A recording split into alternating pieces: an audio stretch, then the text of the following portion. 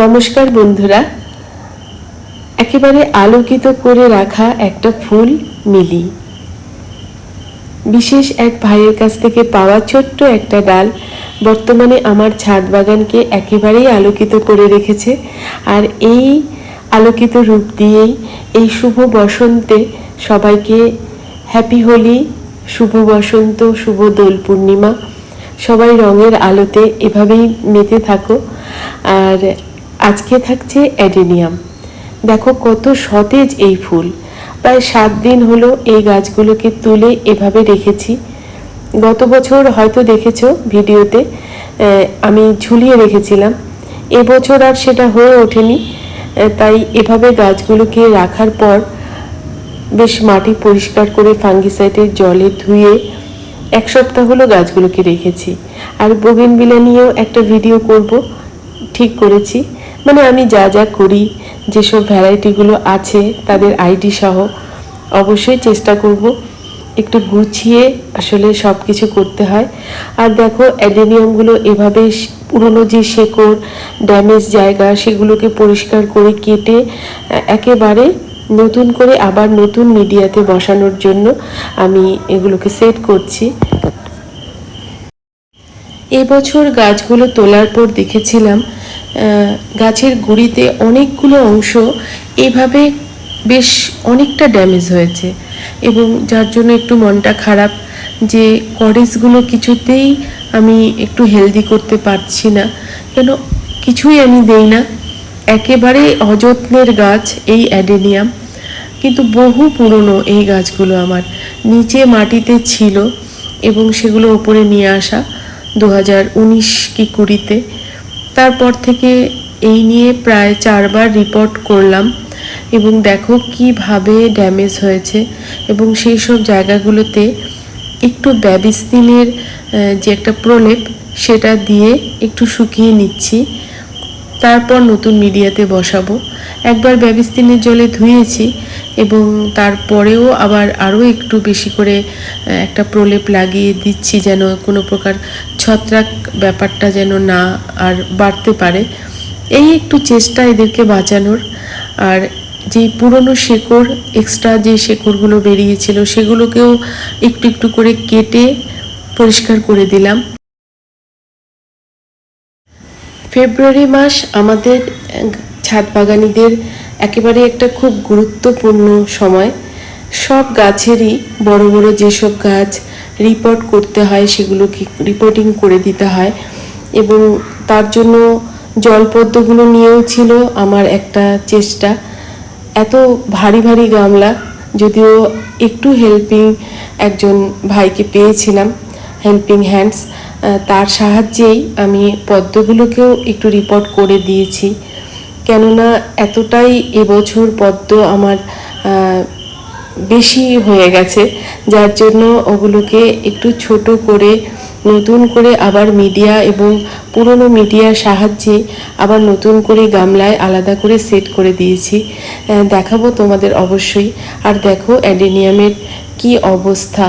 আমি জানি না এই গাছগুলোকে আমি ঠিকঠাক বাঁচাতে পারবো কি না, তবে আশা করছি ঠিক বেঁচে যাবে। এবং এদের মধ্যেই আবার নতুন করে গ্রাফটিং কিছু করেছি, ওই যে একটা নতুন কিছু করার চিন্তা ভাবনা। আর দেখো এভাবেই মাটির মিডিয়া তৈরি করে তারপর পদ্ম এবং অ্যাডেনিয়াম আরও বাকি যেসব গাছগুলো ছিল তাদেরকে একটু গুছিয়ে সুন্দর করে দেওয়া। কেননা তাপের পরিমাণ বাড়বে আস্তে আস্তে, এবং সেগুলো কিভাবে যত্নে কি করা যায় সেসব নিয়ে একটু চিন্তা ভাবনা তো চলতেই থাকে। ছাদে গেলেই মনে হয় এটা করি বা ওটা বাকি, এরকম কিছু বিষয়। আর ভালোও লাগে সত্যি বলতে। আর দেখো নতুন করে আমার যেই আইডির যেই গোলাপগুলো দেখেছো এতদিন তোমরা, সেগুলো একটা দুটো করে ফুটছে। আর গাছগুলোকে একটু হেলদি করার চেষ্টা, যার জন্য ফুল সেভাবে আমি চাইছিও না, তবুও মাঝে মাঝে একটা দুটো ফুল এমন এমন পরিমাণে মানে এত বড় আকার এবং এত শুভ্রতা ছড়াচ্ছে যে এদেরকে আর কাটতে ইচ্ছে করছিল না, যার জন্য রেখে দিয়েছিলাম 2-1টা গাছ। তারপরে দেখো পলাশে যদিও এর লাস্ট পরিণতি ভালো নয়, একেবারেই নয়। জানি না এগুলো কুড়ি ছিল নাকি, তবে পরে কালো হয়ে পড়ে যায়। আশা রাখছি এই গাছটা অনেক বছরের পুরনো, তবুও ভাবি যে হলুদ পলাশ একদিন না একদিন ঠিক ফুটবে। দেখো এভাবে কাটিং করে এবং তার মাঝখানে অবশ্যই ব্লেড, কাঁচি সব কিছু ফাঙ্গিসাইডের জলে ধুয়ে নেবে। এরপর যে আলাদা যে ছোট ছোট চারা আছে, পরে হয়তো দেখবে, অবশ্যই দেখবে এই নতুন নতুন আইডির যে গাছের যে কাটিং করেছিলাম সেগুলোকেও আমি এর মধ্যে সেট করে দিলাম, একেবারে মাঝখানে কেটে। তার মাঝখানে একটু দেখাবো আমি তোমাদের কিভাবে কেটেছি, প্লাস্টিক দিয়ে জড়িয়ে দিয়েছি। যদিও কয়েকটা গাছ বেঁচে গেছে, সবগুলো নয়, এবং কিছু গাছ এখানে শুকিয়েও গেছে, কুয়াশার জল পড়েছিল হয়তো রাতে। এইভাবে দেখো আমি গ্রাফটিংয়েরও একটু চেষ্টা করেছি। জানি না একসাথে এতগুলো আঘাত এই গাছগুলো নিতে পারবে কি না, তবুও ভাবলাম অন্তত একটা দুটো গাছও যদি বেঁচে যায় তবুও একটা আলাদা আনন্দ।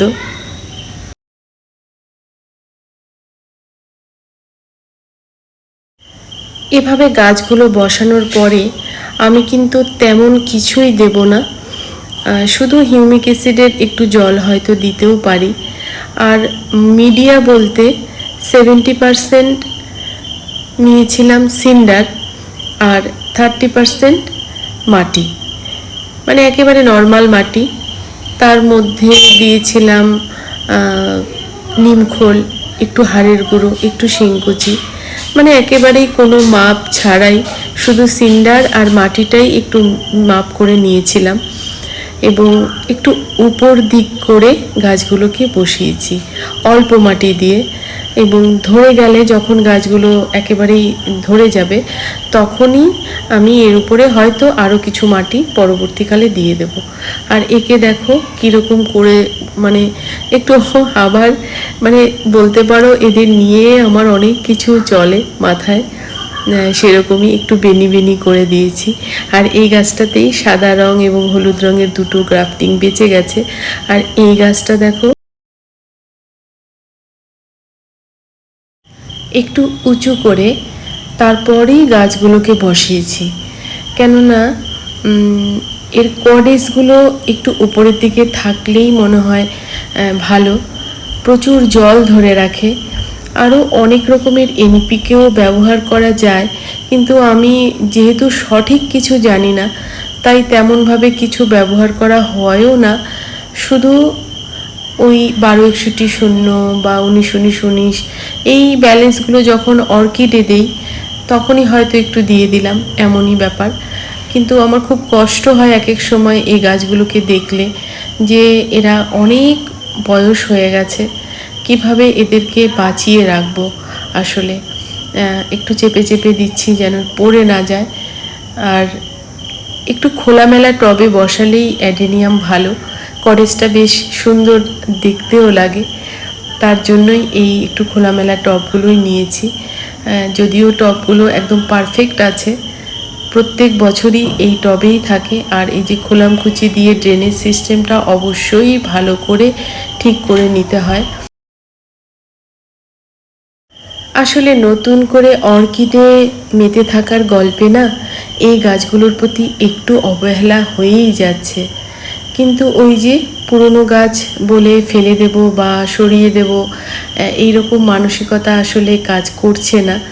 তাই যখনই যেমনই সময় পাই তেমন করেই এদেরকে একটু পরিচর্যা করার চেষ্টা করি।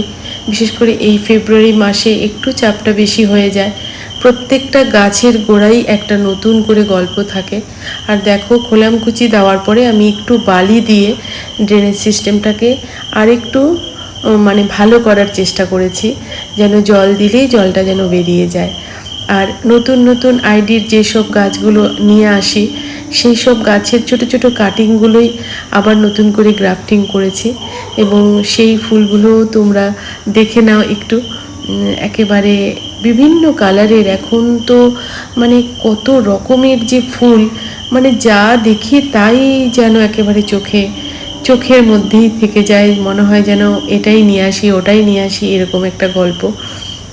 এটা তো এক ধরনের সত্যি সত্যি এক ধরনের অন্য রকমের পাগলামো। আর এই পাগলামোতে মেতে থাকতে কি যে ভালো লাগে। কষ্ট হয়, অনেকটা কষ্ট, অনেকটা সময়ের তো সত্যিই বড় অভাব। তবুও এই দেখো, এই রঙটা অদ্ভুত সুন্দর। এটা কিন্তু ক্যামেরায় একেবারেই ভিজিবল না। আর খুব বড় সাইজের, পাতাগুলো একটু কার্লি, তাই এই ফুলটাও কিন্তু দুর্দান্ত।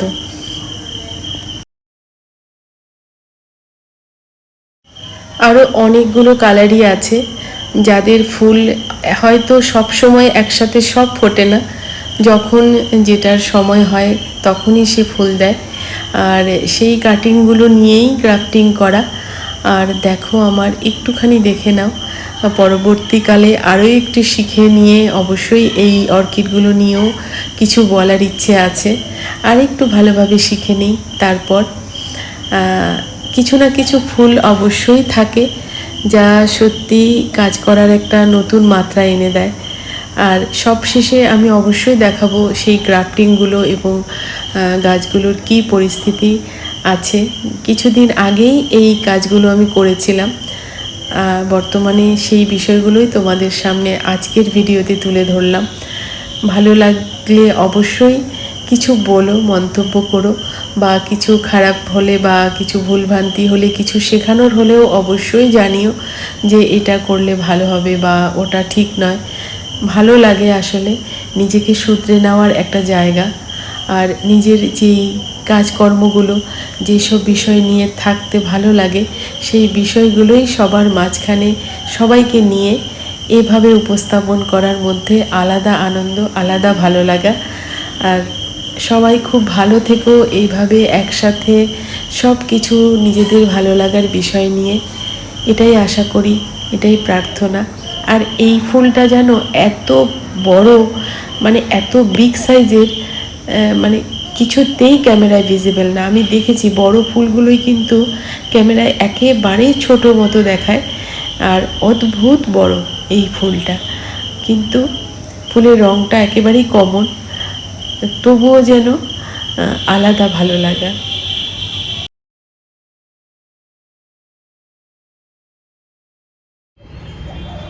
অবশেষে এই সেই গাছ। এই গাছটা একদমই কোনো ব্রাঞ্চ আসেনি, মানে ধরেনি গ্রাফটিংয়ে, কিন্তু এই ফুলটা না একটু আলাদা, তাই থাক, তার স্বমহিমায় হয়তো থাকতে চাইছে। এই একটা ডালি রয়েছে, জানি না কি হবে শেষ পর্যন্ত, যার জন্য কিছুদিন দেরি করলাম যে তোমাদের এই বিষয়টা পুরোটাই যখন দেখাচ্ছি পুরোটাই দেখাবো যে এর ফলাফল ঠিক কী হলো। আর এখানে কিন্তু প্রায় 5টার মতো ব্রাঞ্চ কিন্তু এসে গেছে, মানে ধরে গেছে। দেখো, অন্যরকম পাতা, কয়েকটা শুকিয়েও গেছে। আর এর মধ্যে তো চলছে একটা বিনোদবেনী খেলা, জানি না কি হয়। আসলে কয়েকটা ধরেছে আর কয়েকটা ঠিকঠাক আসেনি। এর থেকে অনেক কিছুই শিখছি। সরু ডালগুলো না এই মোটা ব্রাঞ্চের মধ্যে দিলে হয়তো কিছুটা অসুবিধা হয়, তাই এই ব্রাঞ্চগুলো সিলেক্ট করাটাও একটা বিষয়। যেমন এটা দেখো, এতটাই সরু এই ডালটা, যার জন্য এই মোটা ডাল সেটার সাথে অ্যাডজাস্ট হয়নি, হয়তো কোনো কারণে জল পড়েছে বা কিছু, কুয়াশার জল। যদিও আমি কিছুদিন একটু শেডে রেখেছিলাম, এখন রোদে দিলাম, যেহেতু পাতাগুলো একটু দেখা যাচ্ছে সতেজ। এই তো এভাবেই চলছে আমার অ্যাডেনিয়ামের সব গ্রাফটিংয়ের লাস্ট আপডেট। আর দেখো, ফ্রায়ার কেকার রুয়েলিয়া কি অদ্ভুত সুন্দরভাবে ফুটেছে। আরও আছে কিছু ফুল নতুন, এও সেই বন্ধুর দেওয়া দুটোই। এই গাছগুলো না এই শীতে এর কটেজগুলো কিন্তু একদমই ঠিকঠাক নেই। একটু ফাঙ্গিসাইডের জলগুলি দিয়ে দিলাম। এগুলোকেও যে কাটিং করেছিলাম, দেখি কি হয়। এখানে যেমন সাদা ফুলটা এসছে অনেক দিন পরে, প্রথম নিয়ে আসা সাদা থোকা, কিন্তু গাছটাতে কিছুতেই ফুল আসছিল না। এবার দেখলাম নতুন করে এসছে, যার থেকে কাটিং করেই ওই গ্রাফটিং করা। এটা স্পুন লিফ, ব্রাঞ্চ আসছে। এই তো এভাবেই চলছে সব কিছু।